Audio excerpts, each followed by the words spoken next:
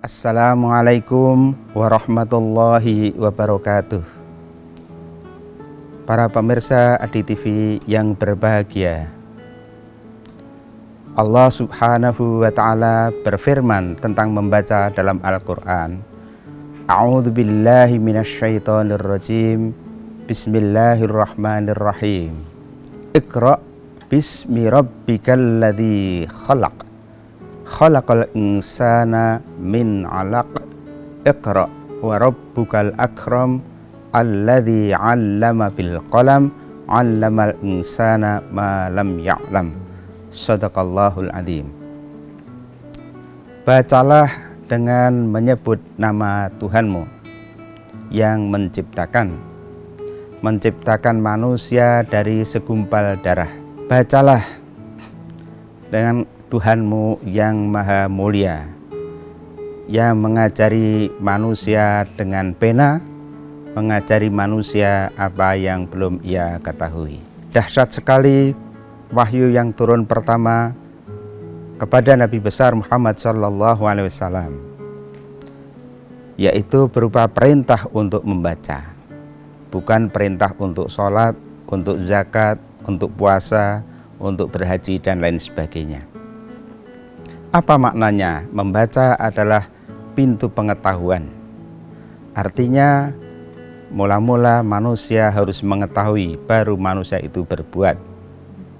Di dalam ayat yang tertera dalam surat Al-Alaq ayat 1 sampai dengan 5 tadi, perintah untuk membaca tidak disertai objek apa yang mesti dibaca. Para ulama merumuskan kaidah tentang penghapusan objek. Maka berdasarkan kaidah itu mereka merumuskan bahwa objek yang harus dibaca adalah apa saja yang terjangkau oleh kata kerja itu. Dalam hal ini adalah membaca. Membaca apa saja untuk kemaslahatan manusia. Dalam konteks pengalaman eksistensial Nabi Muhammad SAW, para ulama terdahulu menyebutnya bahwa Nabi mesti membaca situasi dan kondisi umatnya ketika itu. Era yang disebut sebagai jahiliyah. Sebenarnya bukan mereka itu sama sekali bodoh, tetapi mereka sesungguhnya mempunyai peradaban, tetapi kebodohan utama adalah tidak mengenal Tuhannya, atau mengenal Tuhannya tetapi perilaku mereka tidak mengikuti tuntunan Nabi, tuntunan Allah Subhanahu wa Ta'ala yang diajarkan kepada nabi-nabinya. Oleh sebab itu, maka kalau kita cermati di dalam 5 ayat perdana itu saja, Allah mengulang kata Iqra. Allah mengulang perintah untuk membaca. Bacalah, bacalah. Mestinya itu menginspirasi kita bahwa membaca apa saja tidaklah cukup sekali saja. Dengan mengulang maka kita akan menjadi lebih paham, dengan mengulang kita akan jadi mengerti, dan dengan mengulang mudah-mudahan kita bisa mengamalkannya dengan seksama. Dalam konteks kekinian, apa yang mesti kita baca semakin hari semakin banyak. Siapa yang hari ini tidak membaca WA? Siapa yang hari ini tidak membaca berita-berita?